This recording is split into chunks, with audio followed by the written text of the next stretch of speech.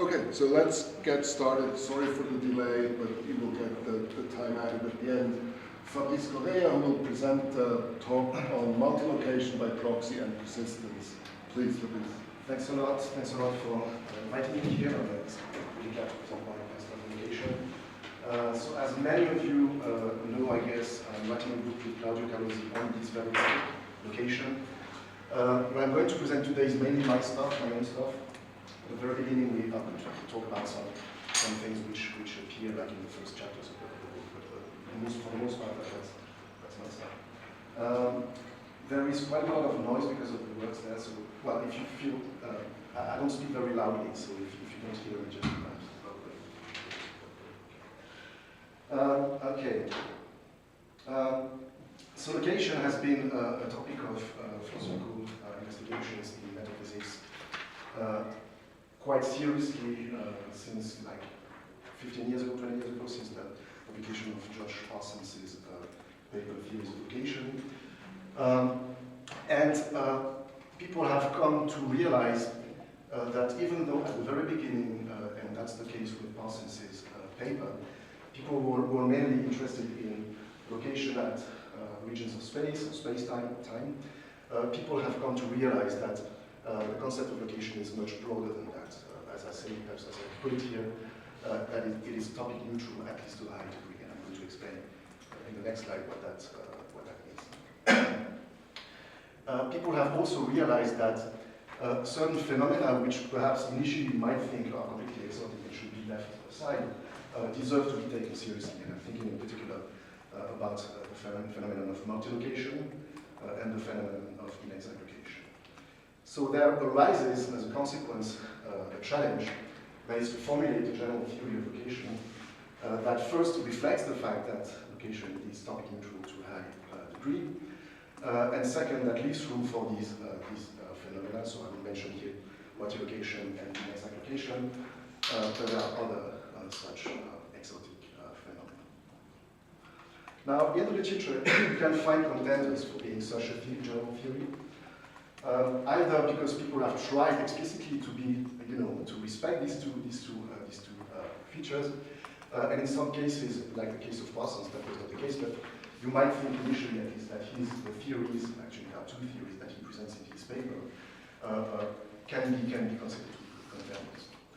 Now, it seems to me, so it's not that it seems to me, I'm convinced that none of these theories is good enough. Okay, so just to illustrate with Parsons' theories, so one of his two theories is incompatible with multilocation, and the other one is incompatible with inexact location. Okay. So there are good theories, but they're not good enough according to the criterion that I've imposed. Okay.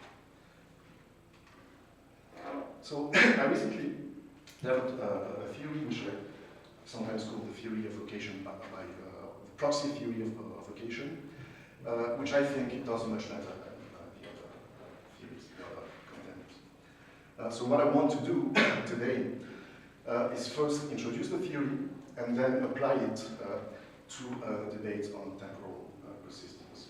So most of the slides will be concerned with the second part of the presentation, but bear in mind that, as I said, the theory is meant to be a very general theory of location applicable to many areas. Okay. So what do I mean by topic neutrality? So as I said before, focus back then, but still now, is very often focus is made on location at regions of physical space, time, space-time. And the occupants of these regions are typically considered to be either material objects or events. Okay. Now, as I said, location goes way beyond that.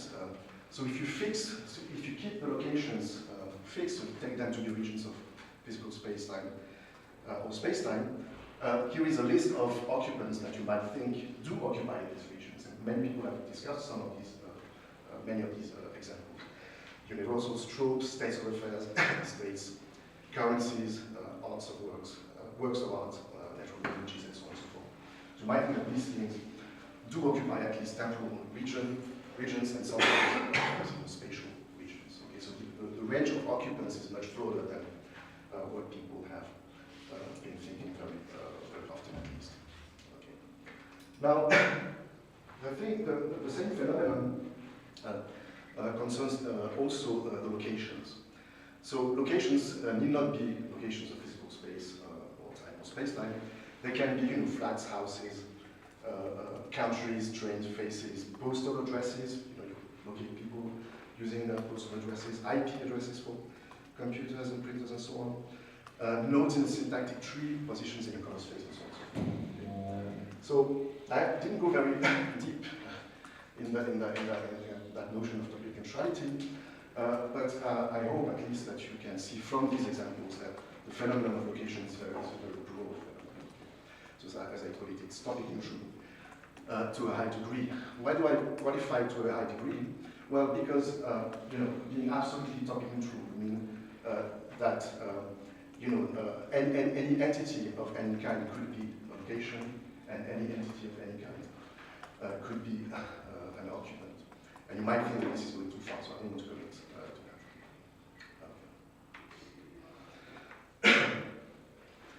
that. So let me introduce just three locational relations which are going to play an important role in this presentation. These are relations that have been widely discussed by metaphysicians working in the area. Okay? So the first one is the relation of weak location, being weakly located at a region. This is, in fact, the weakest possible location relation. So if you're located in any sense at a region, then you will be located in that sense at that region. So using a gloss given by Parsons, X, so the occupant X is weakly located at region R, if and only if R is not completely free of X. So here is a diagram where you have 5 labeled regions, R1 to R5. There's an object O represented in gray, okay, in the diagram, and you can see that so O appears twice. I'm going to comment on that later on. You can see that O is weakly located at all the regions that have a label in the diagram. Okay. All right, so that's weak location. The second relation was called exact location by Parsons. But since the publication of his paper, people have used the label exact location for another relation that I'm going to introduce in the third place. So I'm using here a label that's not Parsons, but Eagle introduced for that relation, perfect location. So you see that it's defined exclusively in terms of weak location and overlap. So overlap is understood as the sharing of a path. So X is perfectly located at a region if any region at which it is weakly located overlaps R and vice versa. So concretely in this diagram, there's one and only one region at which O is perfectly located, and that's the fusion of R4 and R5. Okay. All right. So let me now turn to exact location. Exact location, so here is just perhaps one remark, important remark about perfect location. If your mereology is classical, okay, then you cannot be perfectly located at more than one region. Because if you suppose that X is perfectly located at R and R prime, then you will get, as a result, that for any region that overlaps R, that region overlaps R prime and vice versa, and the classical mereology that implies that R and R prime are the same. Okay. So you cannot be perfectly located at two distinct regions. Okay. Exact location, I didn't give any gloss on the notion because I don't know of any neutral gloss. I'm going to give one which is not neutral in a minute, but I don't know how to do it for the general notion of exact location. Now, the thing here, to see how the notion behaves, the idea is that object O in the diagram is exactly located at two regions, precisely R4 and R5. Okay. So you could not be perfectly located at two regions, but you can, well, that's a claim that's made, be exactly located at two distinct regions.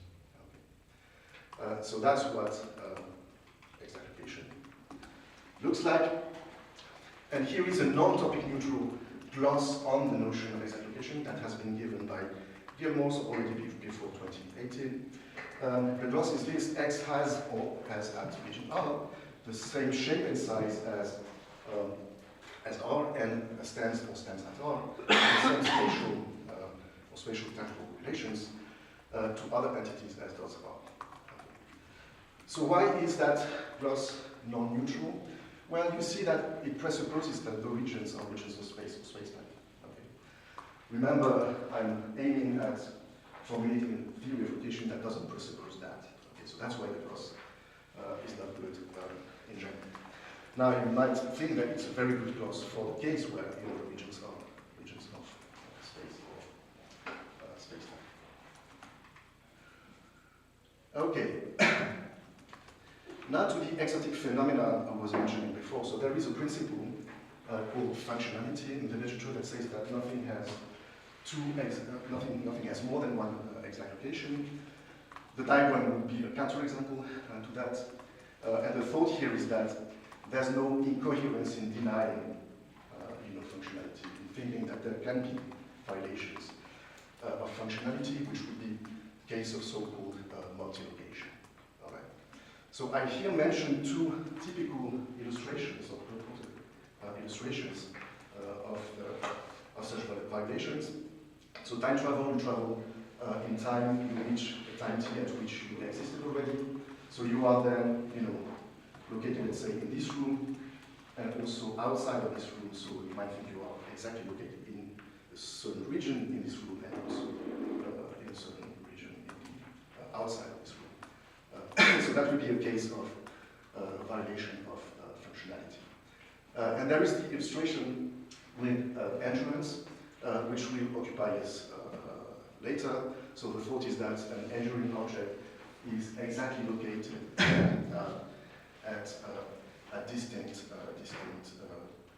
regions which don't have a temporal width. Okay, so exact location, multi-locations have different regions of that sort. Why is that called functionality? Because it says that if x is the relation of being located at is functional. So x related to R and x related to R prime implies R and R prime are the same. Yeah. Okay. Well, that's the way people use it. Okay. The other exotic phenomenon corresponds to violations of exactness. So exactness tells you that what is weakly located, so if something has a location any kind, then it's going to be exactly located. It's going to have an exact location. Okay. So again, this is not my label, it's a label that's used in the literature. So what? Okay. So many different examples of violations of exactness have been proposed in the literature. Most of them don't convince me, so I've just mentioned the kind of examples that really, I think, correspond to something meaningful. So that's a general description: lower dimensional occupants in a higher dimensional Gunkey space. So the typical illustration is you take a 3D Gunkey physical space. So Gunkey means you can take any region of the space, it has proper subregions. Okay. And the thought is that you plunge a punctual material object in that space. Okay. And the thought is that it's too small, right, to have an exact location. So it's located at many regions because it's within many regions. Okay, you have the point, you have all these regions that comprise it, if you wish. But none of the regions correspond to an exact location of the object. So that would be a violation of exactness, and this is the kind of case that I'm going to discuss later on. Okay, so now I'll turn to the basics of the proxy theory of location. So the central idea of the theory is that objects capable of being multi-located, of having different locations, occupy regions via proxies. Okay? And the thought is that, to illustrate, to say that an object, an occupant, let's say time traveler, exactly occupies two regions R and S, is to say that X has two proxies, one that exactly occupies R and the other one that exactly occupies S. So that's really the core idea around which the theory is developed. Okay. Given this, you can already give a general characterization of multilocation. That doesn't presuppose the notion of exact location. You're multi-located if you have at least two proxies which don't share all their weak locations. Okay, so there's going to be a weak location of one, that's not going to be a weak location of the other one. So that's like the most general notion of multiplication that you can define if you start within these experiments. All right, so that's the central idea and the characterization of multiplication. Question, what are proxies? Okay. So if you're a metaphysician, you care about that question. So the general theory is neutral. You can view proxies as just modeling tools. Okay. So even if you're a mathematician or a metaphysician, that's something you might want to be able to accept. Or you may view them as entities to be taken metaphysically seriously. And the situation here is pretty much like in possible semantics. Okay, so you have a formal framework. What do we do with it? Well, one view is just mathematical tool to model the notions of possibility and necessity, let's say. And the other view, you have to take the world seriously. Perhaps David Lewis does. So that's really the very same contrast. Now, if you take the proxies seriously, metaphysically seriously, what are the options? I here mention three. One of them, which I like, actually, is that they are purely functional entities. So their nature is exhausted by their role as proxies. Okay? They have a job to help things be multi-located, and what they are is just that.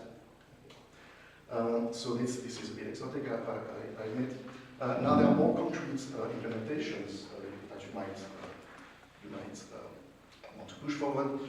So there's a theory of existence at a time, not location at a time, but existence at a time by Damiano Costa, which appeals to events. And so he's not into the theory of location of material objects, but you can transform his theory in such a way that what we play the role of the proxies are events. Events concerning me, for instance, right? Another option that also corresponds to, that doesn't correspond exactly to a view, but that's close to it. So that's a view proposed by Rodriguez Rivera about bundle theories of substances, and at some point he appeals to the notion of fusion of tropes corresponding to the properties defining substances, and these again could be seen as playing the role of proxies in my theory. Okay. Yeah. Question: what are events? As a primitive, or is this something which is spelled out by Costa? So he has in mind like ordinary events like being speaking now, car class, whatever. All right. Okay. So that's all for the nature of proxies, and of course there's a lot to discuss there. Let me give you the variables of the proxy theory of relation. So we have one basic relation of going proxy for that relate proxies and the things of which they are proxy. It's a primitive. With this primitive, you can define being a proxy. So you go proxy if you go proxy for something, and then you can make that. Define these two important notions that correspond to a distinction between direct occupants and indirect occupants. So an indirect occupant is an entity that has a proxy. That is, it occupies regions, but not on its own, so to speak. It uses proxies to occupy regions. And then the direct occupants are simply the occupants which are not indirect occupants. So proxies, well, we'll see that in a second. Okay. Now, two principles. The first one is that both proxies and what they go proxy for are occupants. So that's how we think of them. And here is an optional principle that stipulates that proxies don't have proxy. So there's just one level. You have maybe occupants which have proxies, but the proxies themselves don't have proxies. It's not. It's optional, as I mentioned here. The thought is that there's nothing in theory that prevents you from accepting that there are these chains of proxies, but for most applications and for the sake of simplicity, I just assume that proxies don't have proxies. So that's a reminder of my characterization of multiplication. So we have share all their weak locations, and a consequence of that characterization and of the definition of indirect occupant is that only indirect occupants can be multilocated, because to be multilocated you need proxies. Okay, then a second and last slide about the bare bones of the theory. So the theory of location for direct occupants and indirect occupants is done in two steps, actually. So we first deal with the direct occupants, explain what kinds of relational facts or locational facts there are that concern them, and then we deal with the indirect occupants. So for direct occupants, so those in particular the proxies, we take only one locational primitive, that's weak location, and I use that notation for the relation of weak location between direct occupants and regions. And we define exact location for these entities, for the occupants, as perfect location. Okay. So remember, nothing can have more than one perfect location, but here that's okay because precisely the direct occupants are not supposed to have exact locations. So it's just fine to define exact locations for them, okay, as perfect location. Right? So that would be really following Parsons on exact location, what he calls exact location. Okay. So we have two relations, one primitive, weak location, and the other one, exact location, that's defined in terms of it, and of the relation of overlap. What do we do with indirect occupants? Well, no surprise whatsoever. Here we appeal to the proxies. Okay. So remember, these indirect occupants, as it were, need proxies to occupy regions. They cannot do it on their own. And for them, we could define other further relations. Of course, of occupation, there's no problem, but we'll be happy with these ones. So we define a notion of weak location and a notion of exact location for them. By the way, these are the standard Seven symbols that people use for exact location and weak location. Okay. So how do we do that? Well, we say that an object X is weakly located in a region if it has a proxy that is weakly located in that region. That's simple. Same for exact location. So X is exactly located at R if it has a proxy that is exactly located. So that's pretty simple. So to summarize, two relations, weak location, exact location. For the D occupants, one of them is primitive, the other one is different like that. And for the I occupants, definitions here, that go through the proxies. Sorry, could you say again, what's the ROS bit? The overlap. Or overlaps. Overlaps. Yes, Okay. Yeah, that's it. Thank you. I didn't find a very neat, circle. I used the Greek. Okay. So that's basically for the variety of location relations at least for us today. Okay. Now, given the setup, you can see that D occupants, direct occupants, cannot have distinct exact location. We saw that, perfect location cannot be, is functional. I occupants can have, distinct exact locations. Take the definition. Take an object, two proxies, one exactly located here, the other one there. There you go.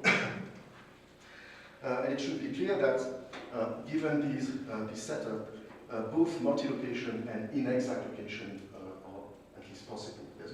You can represent them. So multi-location, I've just done that with the I occupants. Inexact location, well, we can reason about with just proxies. We can also do the same with the indirect occupants. The thought here is that, well, precisely, if you take, so you suppose that you have your punctual material objects X in your 3D company spacetime. Does that object have a weak location? Yes, of course. So here is one. That's a weak location of the object. Does it have an exact location that is a perfect location because we're thinking about a particular proxy or direct occupant?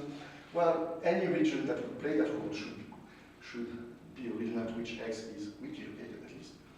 But you see that all these regions, they will be bigger than X. So we'll be able to find for any of these regions a subregion S, a region S that overlaps the region at which X is not weakly located. So by the definition, that means that the object is not weakly located at any of these regions. So you can make sense of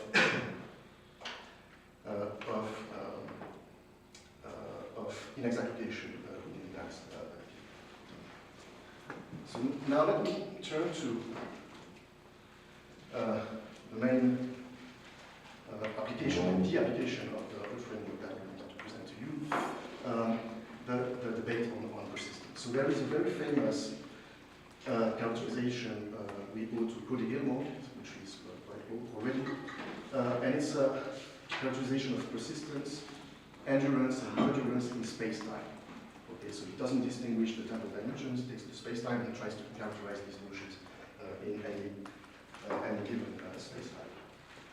So he makes two very important assumptions. Okay. The first one is exactness for spatial temporal occupants. Now we really switch to a particular application. And the principle says that every occupant of space-time has at least one exact location. And the second assumption is that space-time is pointy, and by that I mean that every region of the space-time is composed of points. All right. So these are, at least the second assumption is pretty standard. That's the way in physics we typically represent space-time. These are nevertheless both substantive assumptions, because I think of space-time might turn out to be curvy and not pointy. Okay. So he gives two definitions. One is the definition of the path of an occupant of space-time. It's just a fusion of all its exact locations. So you take the occupant, you take all the exact locations, you fuse them, and you obtain the path of the occupant. So you see here that we already presuppose that the occupants have an exact location of its own. So that's the first assumption. And the second definition is the definition of achronality. So region is said to be achronal if no point in the region precedes another point in the region. So here we see that the second assumption is used. Okay, we need the points to define achronality. One remark: precedence here is not is supposed to be absolute precedence. So you have that in classical spacetimes, and you have that in relativistic spacetimes, provided they are not too crazy. Okay, so you have this relation of absolute precedence that can be defined, which of course is not going to behave classically. So here is very briefly his characterizations of persistence, perdurance, and endurance. So the object persists if its path is not achronal. So you take all the exact locations of the object, you fuse them, and if you can find 2 points in the precedence relation within the path, then you would say that the object persists. Otherwise not. Okay. So very simple general definition. Then he puts the following as a definition of perdurance. The object X perdures if first it persists. That's the minimal condition. And the second condition is that for any region R, the object exactly occupies R if R is identical with the path. I'm going to simplify that second condition in the next slide. And the third characterization, that of endurance, X endures if X persists. And second condition, each exact location of X is achronal. Okay. So here you see that the notion of achronality plays a role. All right, so that's what he offered us, and many people have been very happy with that up to now. It's a very neat general characterization of these three notions. Okay. So here I repeat the three definitions, and I simplify them a bit. So Gilmore appeals to the notion of the path. The path is that notion is economic. It's being the fusion of the exact locations of the object. You can simplify the definition of persistence in that way, and that's completely equivalent within his framework. So here you only appeal again to exact locations, but just to the relation of precedence, you don't need to use the notion of a path. So that's nothing special. It's a slight simplification. For perdurance, the simplification is bigger. Remember, the condition was not given any region R at which X is exactly located. R is identical with X's path, and vice versa. And here, the condition is much simpler. It's just that the condition that the object has at most one X application. Given that in the background assumptions we have that everything has at least one, so with that condition that gives you that X has exactly one, and then you can show that the original condition put forward by Clément is equivalent to that one. And then for endurance, you can change it. Okay, so we can work with these simplified characterizations, okay, but equivalent characterizations. Okay, recall the two background assumptions that I mentioned. Exactness, every occupant of spacetime has at least one exact location. And second assumption, spacetime is faulty. There's another background assumption that is actually a consequence of his characterization of endurance. No endurance without achronal regions. Nothing can endure unless there are achronal regions to contain exact locations of the object. Okay. And I think that these three assumptions are substantial, and that it would be better to have a characterization of the notions in question without making any of these assumptions. All right. So the game now is going to try to find. Well, first I'm going to justify that claim. I see that Lisa is a bit surprised. I'm going to justify, at least with pictures, these claims, and then the game will be to provide an alternative set of definitions of persistence, perdurance, and endurance, and then game. Okay. So what his characterization rules out is actually 5 cases. So I put the first two together. Cases of perduring things without exact locations, and cases of enduring things without exact locations. I'm going to illustrate that later. So I think that you could have such cases. Then his characterizations exclude the possibility of perduring in a Geneva spacetime, and they also are incompatible with the possibility of enduring in a Geneva spacetime. And finally, this characterization, that corresponds to the third background assumption, excludes the possibility of enduring a spacetime that has no achronal regions. Okay. So I think that, again, a general account of persistence should not rule these cases out, and I'm going to illustrate that with pictures. Okay. So this is for case 3, okay? Illustration of a perduring object with an exact location in a Geneva spacetime. So the Geneva character of the spacetime is represented by the blurriness of the form. Okay, so the big form is the spacetime, and here you have the object X within the spacetime, and I represent its exact location also as a blurry Geneva region. The idea is that the object X has that region as exact location. So that would be a representation of a perduring object with an exact location in the spacetime. Okay, it's perduring because it has one and only one exact location. That's this extended Geneva region.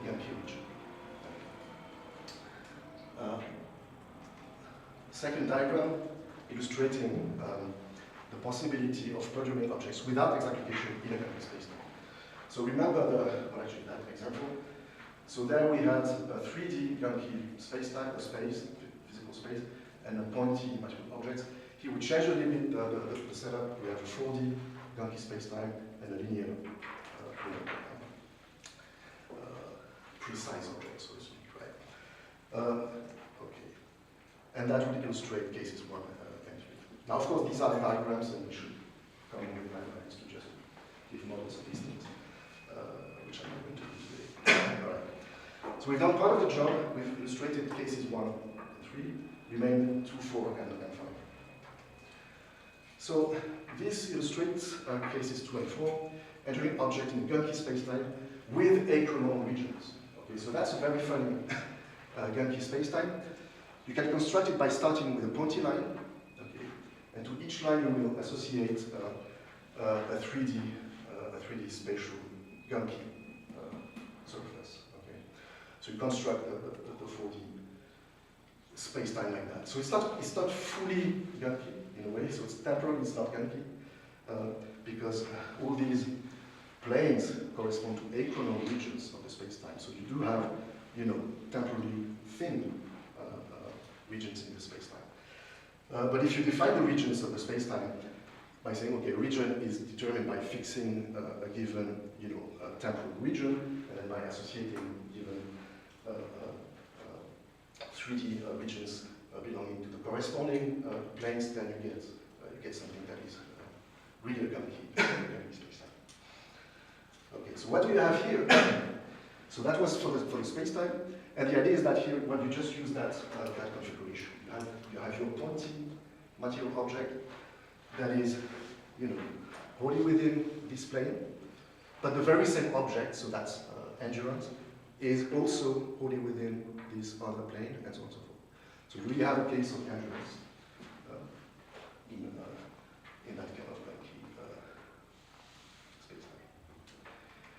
Okay, and now there is the very last, I haven't illustrated 5, and that would be it. And that case is a bit more exotic.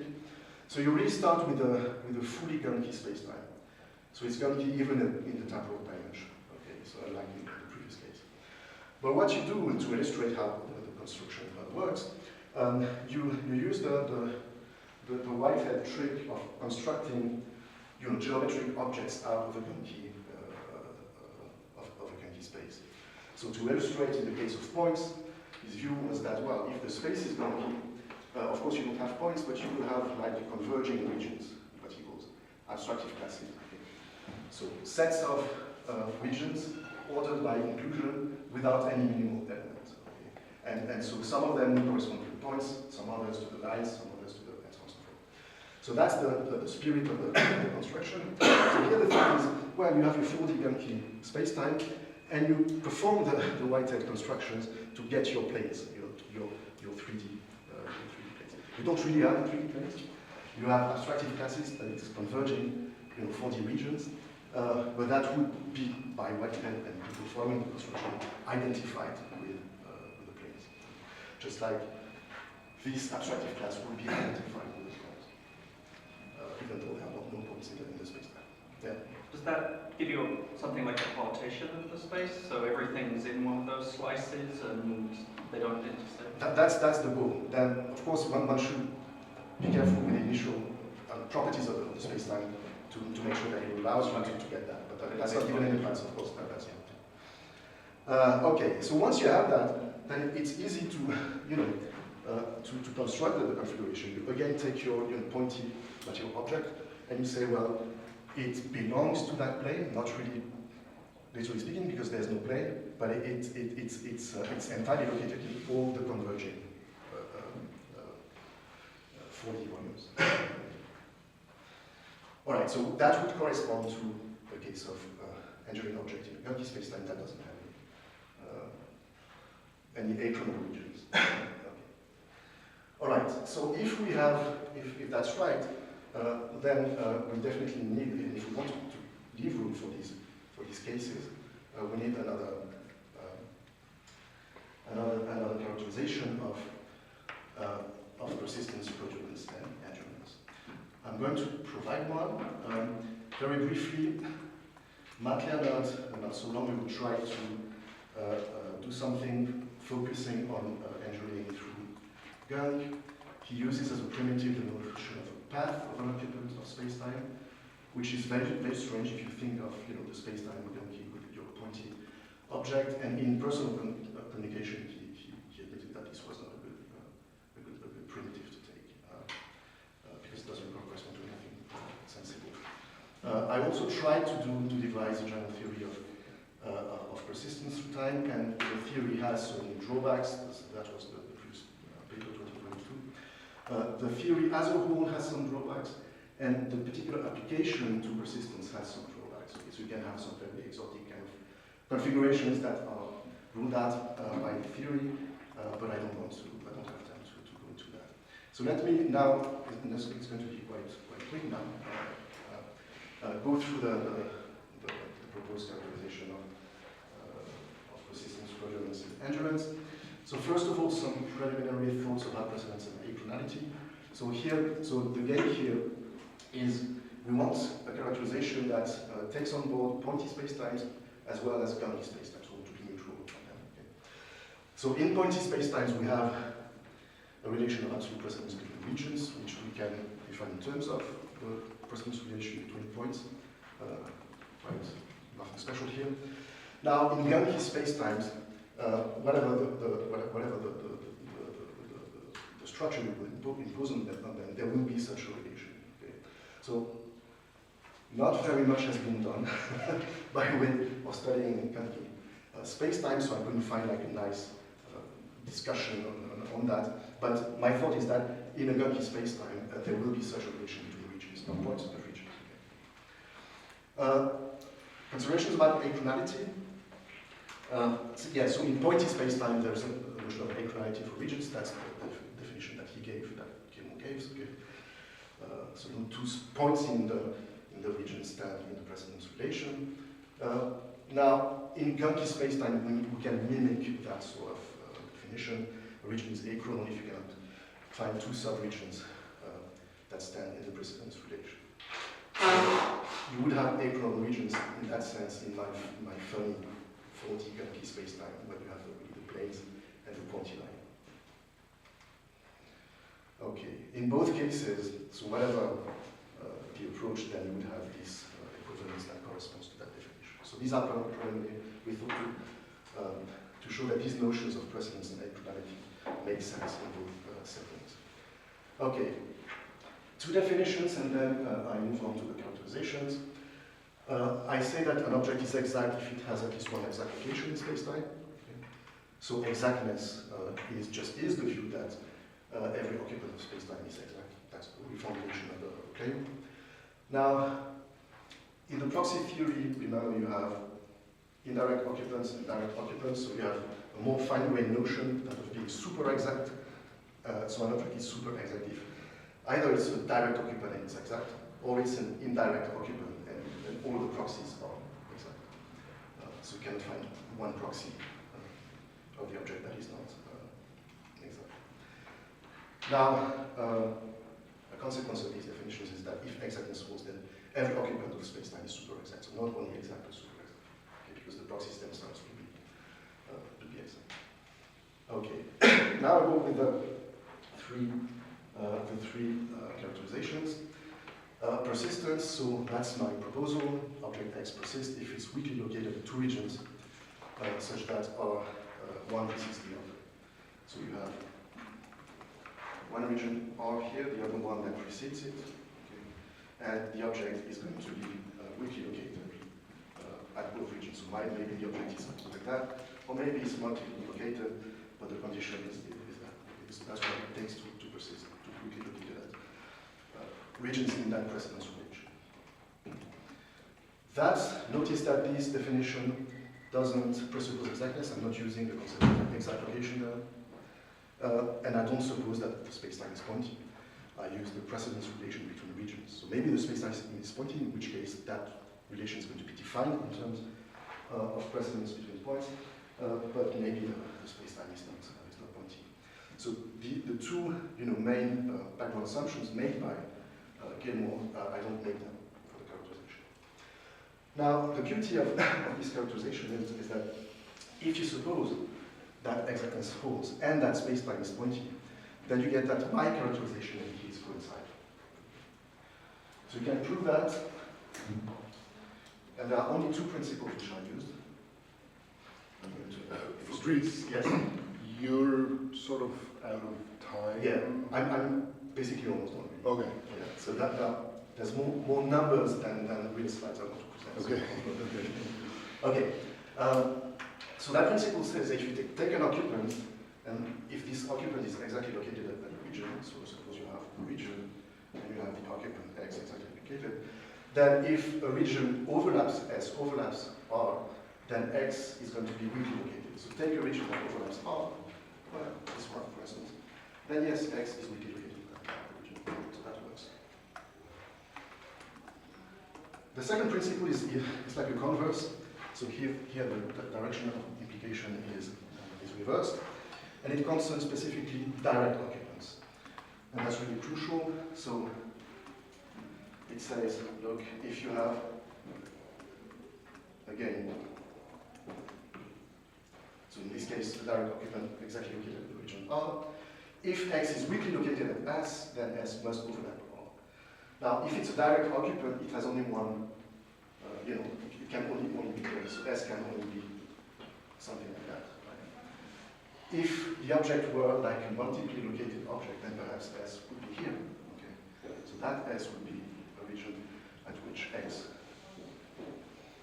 would be weakly located, and the principle would fail. So it's really important that you deal here with direct occupants that cannot be multiply located. Okay. All right. So very briefly, perdurance. Two conditions for perduring. First, you persist. Second, you're not multilocated. Very simple condition. Remember, being multilocated is having two proxies that don't share all their locations. Again, that doesn't presuppose exactness or that spacetime is pointy. And again, if you suppose exactness and the pointiness of spacetime, then you get that the two characterizations coincide. And the very same P1 and P2 are used in the proof.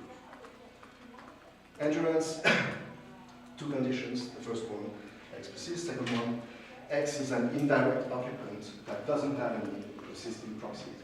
So all the proxies of that indirect occupant fail to persist. Again, that doesn't presuppose exactness or that spacetime is pointy. If you suppose that these two assumptions hold, then the two characterizations coincide. And again, P1 and P2 are the only principles that are used to show that. So very weak principles that show that. So what that shows is that the characterization I propose is genuinely more general than the one that he characterizes. If you make no assumptions whatsoever about exactness or pointiness of spacetime, then you have my characterization. If you make these two assumptions, then you get that my characterization collapses into case. Very last slide. Okay, so the classification that you get in the proxy theory of location for persisting objects is this one. If you persist, then you're either multilocated or not. In that case, by the characterization, you perturb. Now, if you're multilocated, then you must be an indirect occupant because you need proxies. Whereas if you're not multilocated, if you perturb, then you can be a direct occupant or you can be an indirect occupant. You have the two cases, right? So the distinction is not super interesting at first sight, but there is this distinction there. Finally, if you're an indirect occupant, either none of your proxies persist, in which case you endure, or you have some proxies that persist. Okay, so that's the other case, and again, that's a kind of strange kind of object. All right, so that's all. There was a last slide on white that I speak with, and I stop here.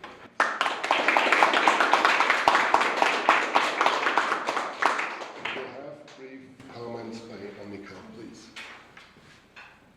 Yes, thank you, Fabrice, for providing this very versatile clarification that I think very elegantly achieves all the objectives for which it was designed. I will, in my comment, focus on what I take to be an interesting consequence for the persistence debate that follows from the proxy characterization of it.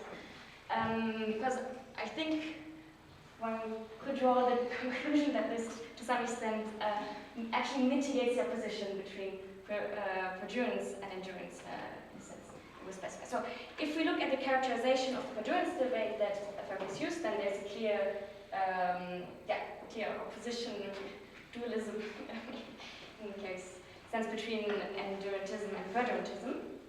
But so Gilmore's way of characterizing the persistence debate was sort of the locational or locative turn in the persistence debate. Before that, people characterized persistence, the different positions in the persistence debate differently, and in particular, speaking about temporal parts of objects, where the perdurantist affirms and the endurantist denies that persisting objects have temporal parts. And a temporal part So it's easiest if we think of the non-relativistic quantities in their instance, and then you could speak of the instantaneous temporal part of me now, which is the three-dimensional slice of the four-dimensional perjuring form, which is the maximal part of me at this instant of time, which has this three-dimensional shape, and is, for example, standing, so that allows the Perdurantists to attribute these properties. So to analyze a sentence like Annika standing now, this can be analyzed as well. The instantaneous temporal part of Annika now, that is what is standing. The four-dimensional form doesn't, strictly speaking, stand.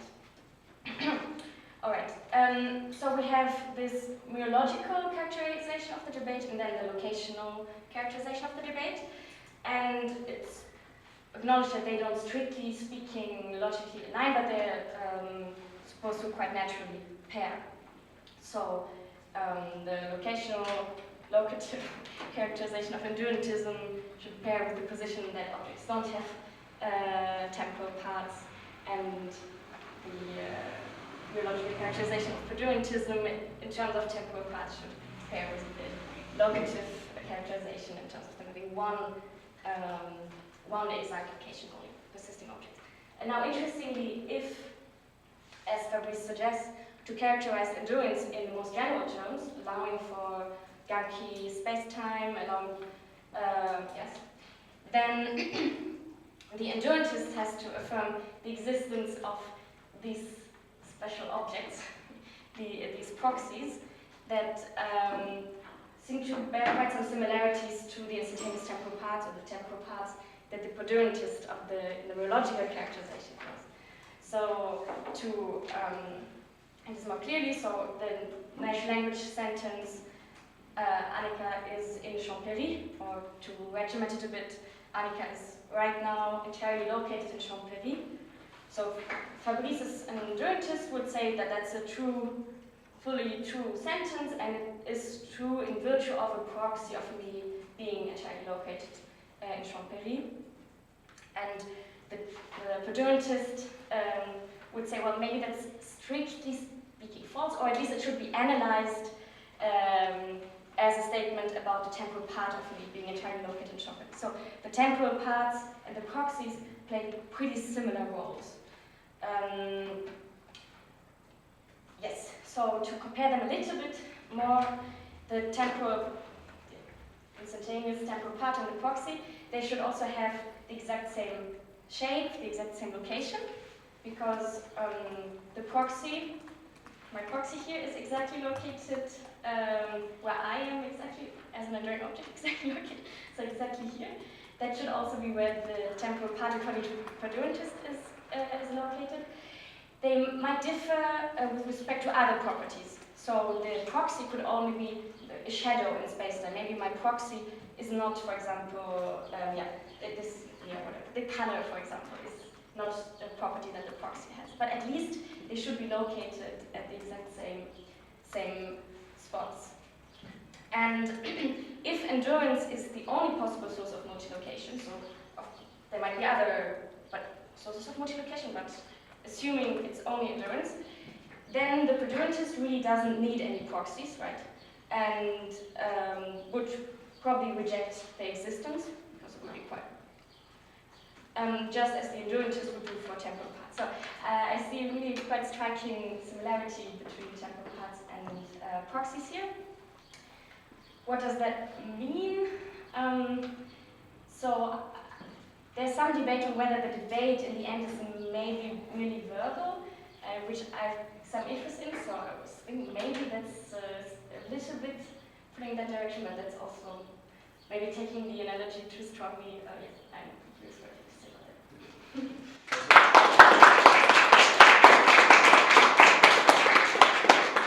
about that. Thanks a lot for the comments. So that you're absolutely right. So you compare the enduring objects according to proxy theory with perduring objects in the kind of temporal parts framework. You could add to the picture the ex-durantist view, the counterpart theory view. And it's interesting to compare the three. because even if you're just interested in comparing the first two. So one thing you're absolutely right on one point, and it's that the kind of analysis of predication that the classical perdulatist gives. So you're black if you live at time t, if you have a black type of part that exists at t. You could definitely, and it's a very natural kind of view to import in the endolatist setting with the proxies. So the proxies would play the role of type of parts in this sense for predication. Now there would remain one difference, important difference between the two views is that the perdulatist sees the object X as the fusion of the parts, whereas the proxy theorist, well, in general, would not want to do that, right? So the thought is that there is this single object. It's not just made of the proxies. It's not composed of the proxies. It has the proxies. The proxies help him or it, occupy. So that would be one difference. And if you compare that with the counterpart theory, then there as well you have this business about predication. So the stages can just be used to analyze predication in much the same way. But there would still be a difference at the upper level, because there the stage theorists would tell you, well, there's no further entity. So the perdulatist would tell you, yes, there is one, so the fusion of the part. The proxy theorists would tell you, yes, there is one, but it's not the fusion of the part. And the counterpart theorists would tell you, no, there's no extra object. That's interesting, because from there on, you might want to push the verbal dispute accusation, saying, oh, you say that X is not the fusion of the proxies. And the other one says, yes, it is a fusion, but is there such a big difference? Perhaps you can reinterpret the proxy theorist in such a way that you can cook up a notion of parts, let's put it that way, for the proxy theorist in such a way that the X in question will be a fusion of the part. So I think that's a great point, that there's a potential for an accusation of trying to make distinctions where there's no distinction. So that's a good point, yes. Thanks. Excellent. Thank you very much, Lisa. Okay. Yeah, thanks a lot for the talk. So I was wondering a bit whether you could say a bit more on these different interpretations of what proxies are. So it seems to me, depending what kind of option one takes, that the big picture is very different. So for the purely the kind of instrumentalist one, where it would be like the where we take it similar to just possible worlds and possible worlds semantics. And it seems to me what you're doing is like giving us semantic theory rather than an object link, which in a sense. And then I was wondering, like, you seem to disagree. But yes, so I thought if it's like that, then whether one can also have like similars in, you could have claims in terms of possible world semantics that then in the object language you could phrase it possibly, necessarily, and so on, whether there's something similar in that case. And if one has the kind of take where one really thinks there are proxies, I was wondering whether you're thinking that kind of like the claims about location are kind of grounded in claims or explained in terms of where the proxies are, or it's the other way around, because it seemed to me on the one where you expressed kind of sympathies for the functionalist theory, that sounds to me a bit as if it kind of the direction of explanation goes the other way around, and kind of like the proxies are just like where the proxies are grounded in terms of where the objects are, perhaps the essence of the proxies is just somewhat contains the object being located at a certain place, and if so, it seems like the theory you give in a certain sense like derivative on the kind of where the objects are located, and yeah, so I was just wondering whether you could say a bit more. Yeah, so there are many things in what you say. So first about semantics kind of bit. Perhaps it was a bit misleading for me to mention semantics because with possible word semantics proper, what you have is two levels. You have the object language that has the model operators, the counterfactual operator, blah, blah, blah, and then you have the model theoretic level where you interpret that. I didn't want to yeah, I mean, I didn't mean to have necessarily that sort of picture. So, an alternative one could be you have the model language and you translate it author prior into a first order language. So it's not that you have a model, you stay at the same linguistic level if you wish, but still you try to make sense. The core thing here is that in both cases, in the case of possible semantics and the translation strategy, is that you try to make sense of your object language, language of modality, in a way that is not via giving truth conditions. You just say, oh, I'm going to use a tool to tell you what the logical behavior of my language is. That's the common. So it's not necessarily to go through semantics, it can go by translation. So that's what I had here in mind. So the meaningful language is the language of location, of exact location, relocation, entire location, whatever. And then you realize that there are some logical connections between them, and it's hard for you to see how you can cache them out unless you go via perhaps a semantics or via translation. And the proxy, the instrumentalist kind of take on proxies would be in that direction. So not necessarily like doing things like semantically, that could be just translation, but still the idea would be that you use the proxies as a tool to get clear on what the logical principles connecting the various notions are. So that would be it. And about your question about the conception of proxies as functional entities, it's a great question. So there is really the question. So it's really a metaphysician's question, right? Which is so we have these entities, but are they prior to the what I call indirect occupants, or are they derivative? And if they are derivative, how does that work? Is there a relation of growth going on? That would help us to cash out exactly what they do, what they are, and so on. So these are. I guess I don't have anything on that. I guess you can go both ways in principle. Perhaps the most natural way is the one that you suggested, that they are derivative in some sense. Okay. So really the core material would be at the level of the real indirect occupant, and this would be derivative. That sounds like the most natural direction to go, but I don't see why you could not just go the other way around. And perhaps that's really more argument to convince the opponent that this is really, but that pretty likely that I would say that it's also possible to do that. Maria.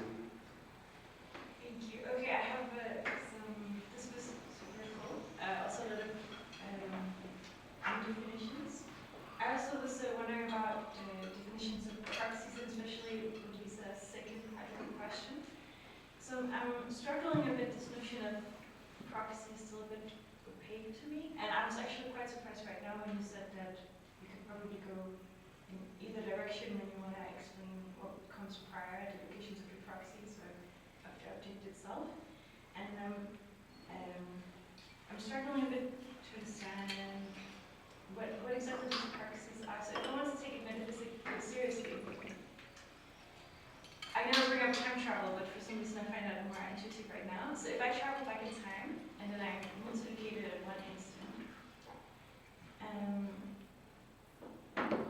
is this supposed to be there is two of me, I guess, but also proxies, or one of me at the same time and two proxies? Yeah, that's it. Yeah. But what are these proxies? Are they also Maria's, or are they something else? Because usually in big application, it's in this case, right? Maria, or this is where I turn myself into this now, is an object standing in relation to a space-time region, and if that somehow relies on the proxies, are they also literal objects standing in relation to these things?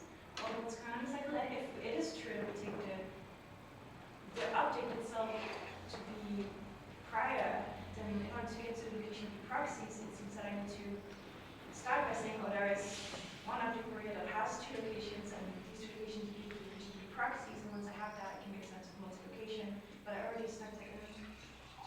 So have a look. It's something I'm struggling to understand. Yeah. Okay, so perhaps the clearest illustration of what a proxy might be is given by the Rodriguez Pereira theory. So it doesn't frame it that way. There are some differences. Take your starting point to be a bundle theory of substances. So you are just a bundle of universals. Okay, that's what you are. Now, pair that view with the view that you have these universal properties, redness, and general blackness, and so on and so forth, but you also have tropes or abstract particulars or individual accidents that have various names for the same things, so like the very greenness of this particle, which is just present there and all that. So you have two kinds of properties, the universal properties and the individual properties. So redness in general and this particular redness. Now, to the bundles, to you as a bundle will correspond where you are instantiations of the properties, general properties, which are going to be just tropes. So where you are, you have a bundle of tropes that corresponds to the bundle of universals that you are. So you are the bundle of universals. The bundle of tropes is not you, it's just an instance of you.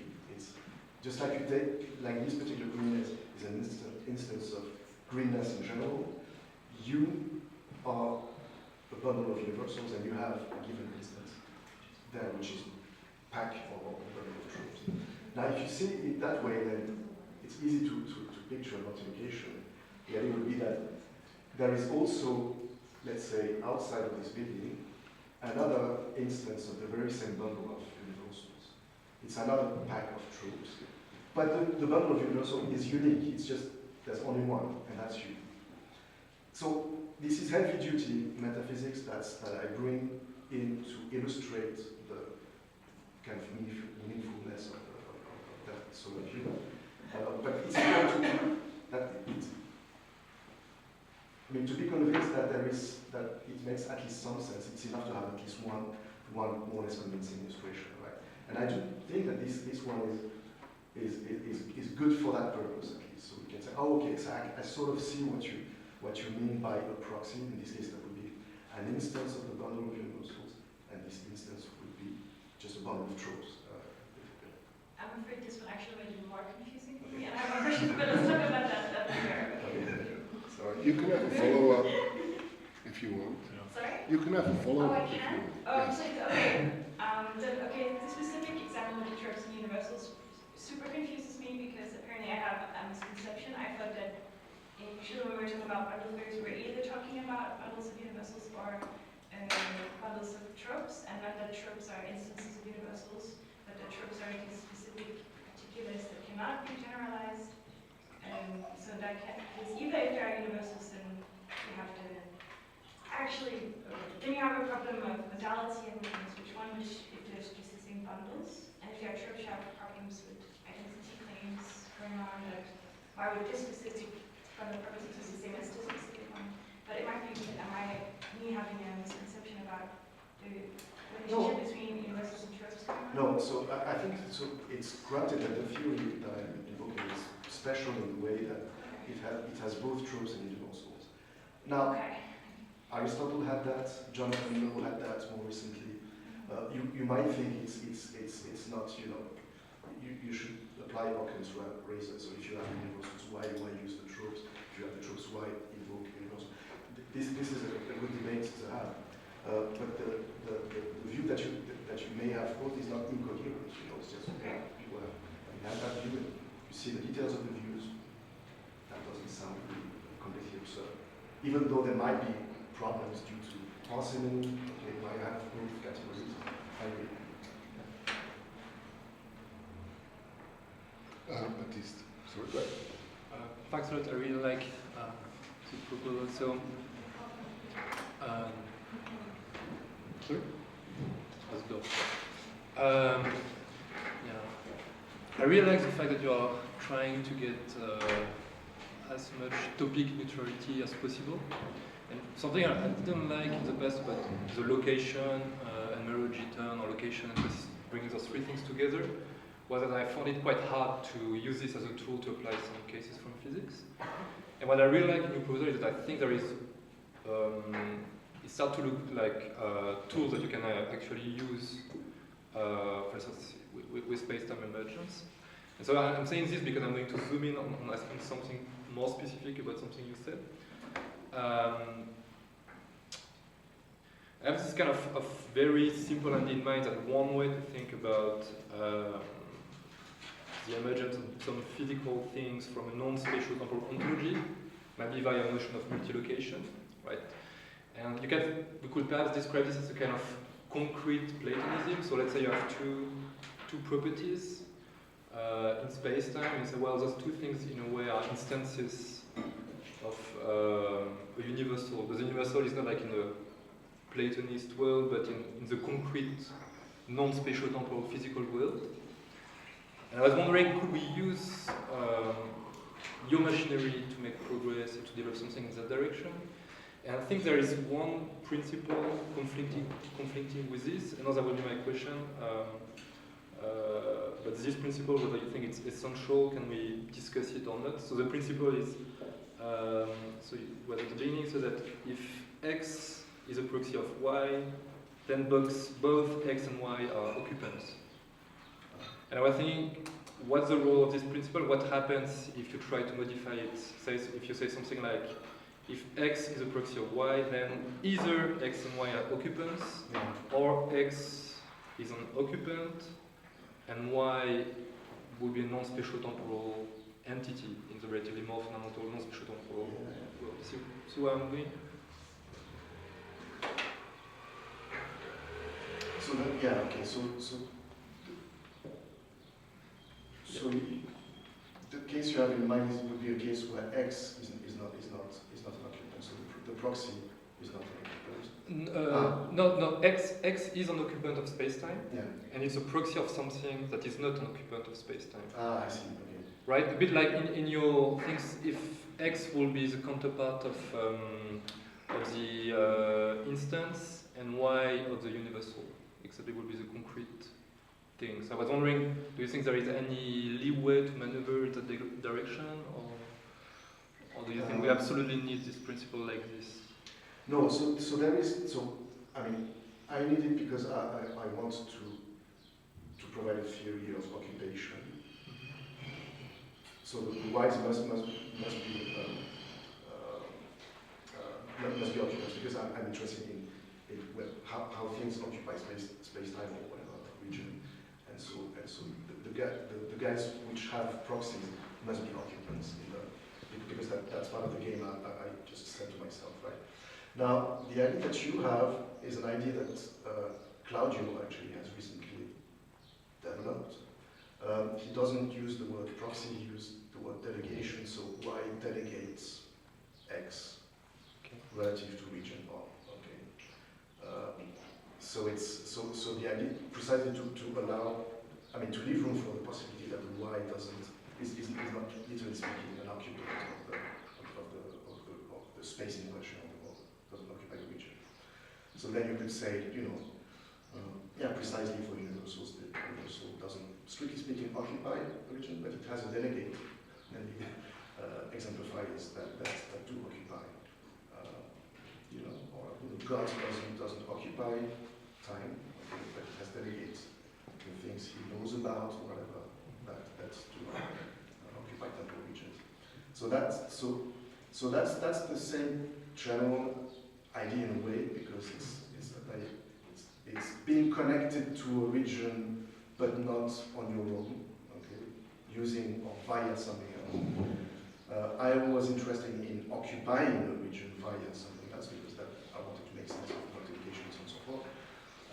And Claudio's idea is one step more general, if you wish, because it allows the delegators not to be occupiers. But of course, the delegators can be occupiers. But just to be sure, I get that you're interested. So did I misunderstood the reason for why is Y necessarily an occupant for you? I mean, even if We need the theory of location of X, right? Why do we want the theory of location of both X and Y? But why? Well, it depends because sometimes X is used for proxy, some other times it's used for non-proxy. Yes, so we want to so, yeah. So okay, I see. So the things which have proxies for me are occupants because that's the reason why I introduced proxies in the first place. I wanted to an account for how these guys, like you and me who time travel, let's say, how we occupy space or space-time.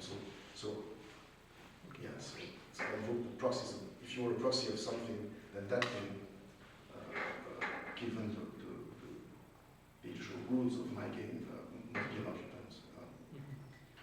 But again, you can just abstract away from that and then go the cloudy way where it takes that idea and say, oh, but we can even just generalize a little bit more and then get to yeah. Thanks. Nick. So, yeah, thanks. And this is just a small thing, I think. In your definitions, you talk about you use a temporal precedence relation, but it doesn't seem to me in anything you said actually requires that the space-time have a temporal direction. You really just need the notion of being time-like to one another. It doesn't have to be oriented or even orientable. So is that right? And then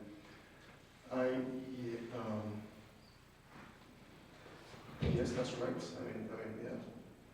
It's of course. I mean, in the application I have in mind, like accounting for the persistence of dealing with things. Then you have in mind that there's a type of direction you get from younger to older. And but you're right that there's nothing in the general setting that just requires that. sort of seems where you might even have, this would all kind of apply to cases where you had closed time-like curves or something like that, so it's not even... I mean, you can have a precedence relation, but it's sort of trivial, because everything's before everything on that curve. Yeah. Which relation exactly you use to characterize the circles, even outside of relativity theory, like reverse circle time? It's if you have a look at the logic, at the temporal logic, people have come very lately with a kind of adequate way of modeling the relation that gives you circles, in such a way that you could do logic with them, so it's not completely trivial. But yeah, so that there wouldn't be any issue there. Enrico. Thank you, lovely. Maybe I have a question that's somewhat actually similar to Baptista, but more neutral, I think, which is, so very basically at the start, you sort of mentioned that you want this theoretization to be topically referred to a high degree, and you sort of gave some intuition for what that means, but I was sort of curious if you could elaborate a bit on that, and like, how general are we talking about? Like, what are the confines of this theory? Like, could I apply to entities that have no space-time location? I mean, yes, but like, whatever structure do I need or whatever space-like thing I'm using to build this theory so that I can actually speak about location in this sense? So I think it's an important question, but I'm less and less convinced that there's a good answer to the question. So Claudio keeps on pressing me on that question. So really the question, so you have three elements in that kind of configuration. You have the regions, you have the occupants, and you have the source of location relation between the two. Now, one of the questions that fall under the question is, what kind of structure should the regions have? Is it necessary that there be at least merological structure? Should we, perhaps you think yes, perhaps that's not even required. Couldn't you imagine like a set of positions such that none is a part of the other? It's just that you have these set of positions, full stop. So perhaps in chess you have that. So you have the 64 squares, and you might think that, well, these are the only regions that can be occupied. Forget about the fusions of the regions because they don't count for chess. That's really, you have these things without any partial relation.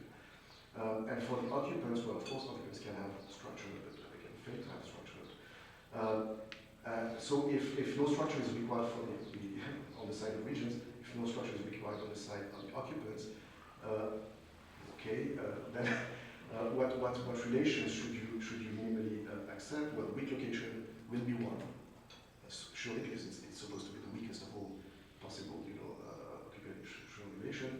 And so this leaves you with a general definition of a locational structure, which is you have a set of regions, you have a set of occupants, perhaps without any structure, but with more or less rich structures, and you have at least one relation between the two, with location perhaps more. But that's very poor in terms of and Claudio keeps on protesting, saying, well, is it really enough to get something that really deserves to be called location? And I'm skeptical that we can get better than that, go further than that. Right? But I'm happy if someone has suggestions. Alyssa?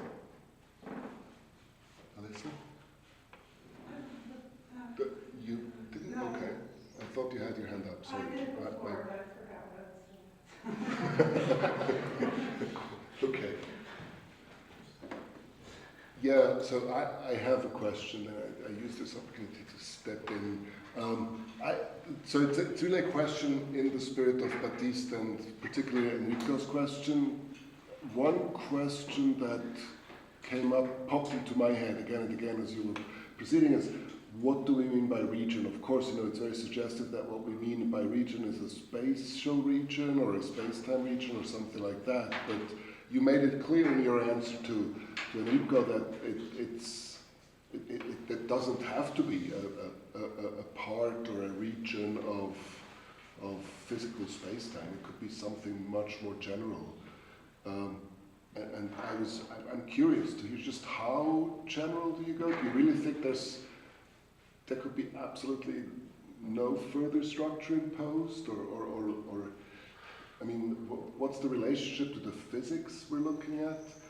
Presumably, it could be something like a part of a spin network or a causal set or some sort of crazy combination of strings or whatever the physicists are interested in when they do quantum gravity. Presumably, right? Would that count as a region? I mean,